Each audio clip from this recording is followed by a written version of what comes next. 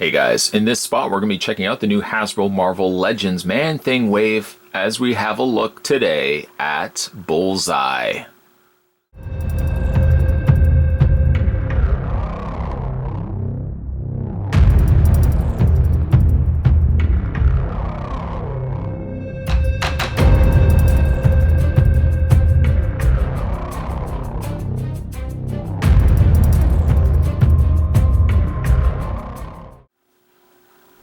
The villain known as Bullseye first debuted in Daredevil number 131 back in 1976. If you're curious as to how tall Bullseye is, let's grab the tape measure. Bullseye is just a little, I'll show you how close it is, just a little over 6 inches tall, about 6 1/4 of an inch tall. For his Build-A-Figure piece, he comes with one of the arms for Man-Thing. We'll just adjust the peg and let's reach off camera and attach it to the torso. If I didn't know any better, and I didn't know I was building Man-Thing, I'd swear to you I was building like a monster from Scooby-Doo. It just looks super cool. Love the kind of moss hair that he's got. I'm really going to enjoy this figure when we get it fully finished. Let's move it out of the way. So he does come with a ton of different accessories. I mean, this is one stellar release of Bullseye, and long overdue if you ask me. Let's look at his accessories, then we'll look at this marvelous looking figure. He comes with, let's start actually with his head. He comes with an interchangeable head, which has a much more deranged, unmasked representation of Bullseye. And he's got the Bullseye there etched into the top of his forehead. Very psychotic looking. Would I ever display this figure with this head sculpt? Very unlikely, but I do appreciate that they would have included it. I mean, for me, masked Bullseye all the way. Especially that head sculpt is fantastic. You can see, though, the differencing between the two head sculpts. I'm happy that it's not just simply a head sculpt where, theoretically, the mask was taken off. It is very distinct to one another, to each head sculpt. Liking the head sculpt here, don't like the fact it's not masked, so I probably would see myself still keeping to this one. His other accessories, we're just going to put the figure down here for a second. His other accessories include several different interchangeable hands. He comes with a total of 4 different hands. One hand is good for holding the knife, because it doesn't really have a trigger finger to it, and you just fit the blade into his hand. This also is a good segue to discuss the blade that he comes with as well, which looks quite nice, quite vicious as well. He's also got an interchangeable hand, which I currently have in the socket, and that's just a little kind of pointing sort of hand, which I think is kind of fun as well. He's got another hand for holding the gun, so a total of 3 hands. And we'll just put him here for a second. And then he also comes with this hand. Normally, I would be all for like a hand where it looks like he's throwing daggers. Truth be told, though, close up as well as from a distance, it doesn't look so much as if he's throwing the daggers as if he's got really long kind of Freddy Krueger hands, like a Freddy Krueger glove. At least that's what I feel. It doesn't really look like he's throwing darts. I mean, the closer you look at it, you can kind of see, yes, that is translucent plastic, but it doesn't really read to me like he's throwing the daggers, especially from a distance. From a distance, it looks like he's just got a really sharp claw hand. What I probably would have entertained the idea of doing was taking the same very nature of the clear plastic, and I would have made like almost like a crescent moon shape, like a rainbow of daggers, but just had a clear, kept the same hand essentially, because he's finished throwing his darts, so the hand could still be extended, but I would have like a clear rainbow, like a clear kind of, almost even like a C shape, and I would have the daggers coming out from those tips. So if you had him posed, you could imagine he's fully thrown his daggers, and you would have had the plastic going like this, and then each of the dagger coming out this way. I wouldn't have them all this way, because it does to me look like, especially from a distance, I see it myself, I don't know about you, but it looks like he's just got a claw hand.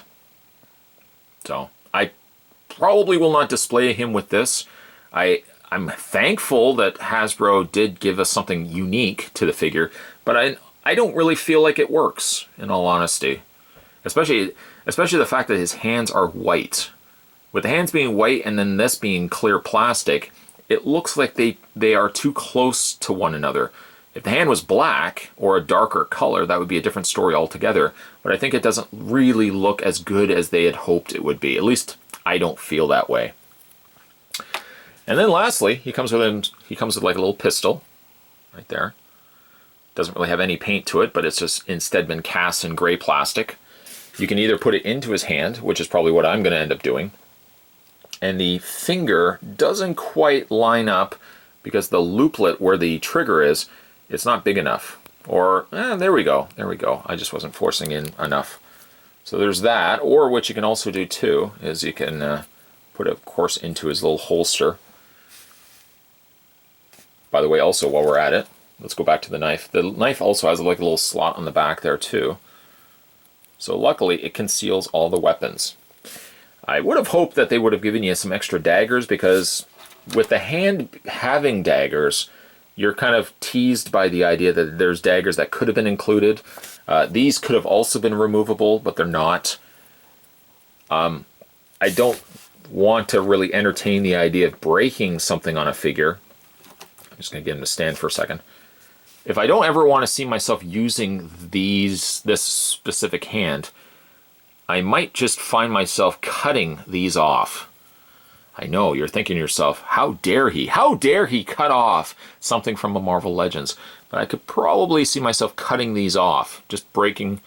Well, they're a fairly soft plastic, so I'd probably just take some scissors or a knife and just cut these off, and I would use them as daggers. They're not quite, they're a little bit smaller than his hand, but you know, you could probably still have him holding them in some way other than just whoosh, you know, throwing the daggers. Don't jump all over me. I don't know if I'm doing that yet. It's just a small idea I'm having. Let's go ahead and take the knife out of his holster and take the gun out of his holster. Let's have a look at this figure. Now again, this is a long overdue figure. This is a figure I've been waiting for a very long time.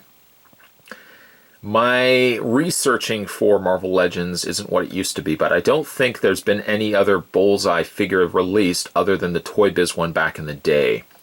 There very well may have been, but I don't recall there being one. That this might be the next time we've ever seen ourselves a Bullseye Marvel Legends figure. And I really think the wait was well worth it, because this is a really fantastic looking figure.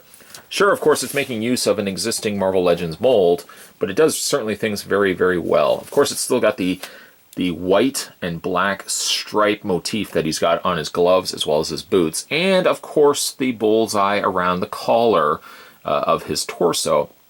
But again, like, it's a very nice updated take. I kind of wish that I still had my Toy Biz Bullseyes that I could have done a comparison. But I have long since, unfortunately, sold a lot of those Toy Biz figures. I kind of wish I didn't, but I needed money at the time, and I thought, you know, I'll sell off some of my collection, sort of thing. And the Toy Biz stuff was pretty much the first stuff that got sold. Kind of regret it, but that is so the life of a collector. Sometimes you do have to part ways with some of your stuff. You know, over the years, either you just want something different and you just decide I gotta kind of clear up space. Or, you know, you might need just money, and so you just decide to sell some of the stuff that you can part ways with. But a great looking face sculpt on Bullseye here. I especially love the fact that he's got that missing tooth in his grin. That really adds to a sense of character to this figure's likeness. I especially like the fact that, too, that they've given him an expression rather than just giving him a closed mouth. This could be so a different review if his mouth was closed and he had a very lifeless sculpt on his face, which a lot of times is what they end up doing with these Marvel Legends. Sometimes they release these figures with absolutely no personality to them whatsoever. And then periodically, when you do get a figure that has personality and expression in their face, boy oh boy, does that figure ever stand out. And I have to say, Bullseye stands out quite nicely. The camera almost seems as if it's picking it up as if it's dark blue, but the coloring on Bullseye here is actually closer to black. And of course, all the areas that are white are a very, very pristine white. I do recall, like, the Toy Biz incorporated some blues and stuff to the white areas, which I think took away from the very stark contrast of the black to the white. So So I think this works quite well by keeping it very minimum. Don't add extra unnecessary washes and shading and stuff to a figure if it doesn't really need it. Bullseye definitely doesn't need it. The sculpt on the belt is also quite nice, and it doesn't seem like this is overly loose, so it doesn't bother me too much that it's right by the cut of the thigh. They haven't glued it in place, but by the same token, it's not like it's sitting around as a floppy mess, which has been some of the problems with these figures before. One thing I did notice, actually, that was funny, and it has nothing to do with Bullseye, but just a little side thought I was thinking of. I normally use like a little black display stand for the beginning of these reviews, just so I can get the figures in place. I did notice, though, that Blade has a considerably large peg hole on the underside of his foot. Bullseye and all the other figures seem to have a relatively small peg hole. I don't really know why I'm feeling the need to throw that in there, but just a little observation that I've noticed myself. Articulation on this guy, let's go through that now. He has a universal joint in his head, so not only does he have the benefits of having a ball joint, but then he's got also the hinge joint that I so appreciate in the neck area. He has the upper torso crunch, as well as a waist swivel. He's got one thing I do really like too, is he's got the crunch in the shoulders. So the shoulders can either be lunged forward or you can have them arched back. You can also have it as if Daredevil is really cinching back, holding Bullseye in constraints or restraints while the authorities are coming. The shoulders still have their universal joints, despite the fact that they do have that additional crunch point here. He has a swivel at the bicep. He has a double hinge on the elbow, rotation and hinge on the individual hands.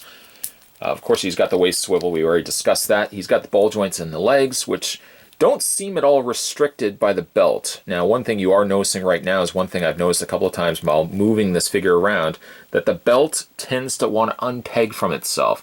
You can see the peg, you can see the hole.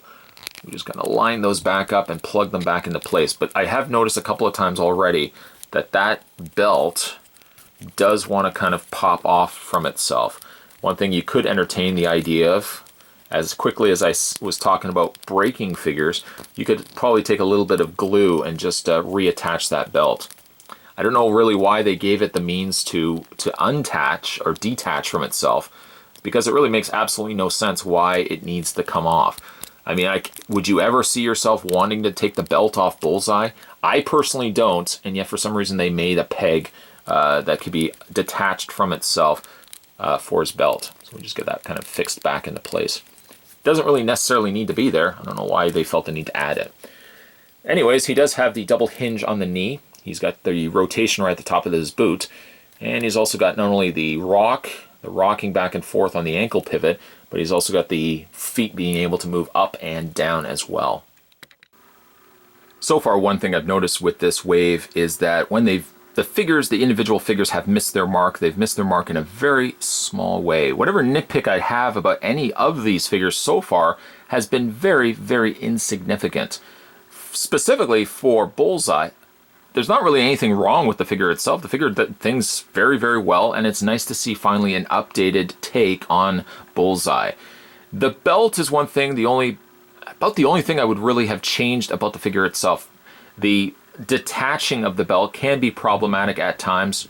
You might find yourself a lot of times posing the figure and then going back and fixing the belt. A little bit of glue can fix that. I don't personally see why they would have made it so that you could detach the belt. I guess that's if somebody wants to take the belt off completely, but that should have just been a permanent belt altogether.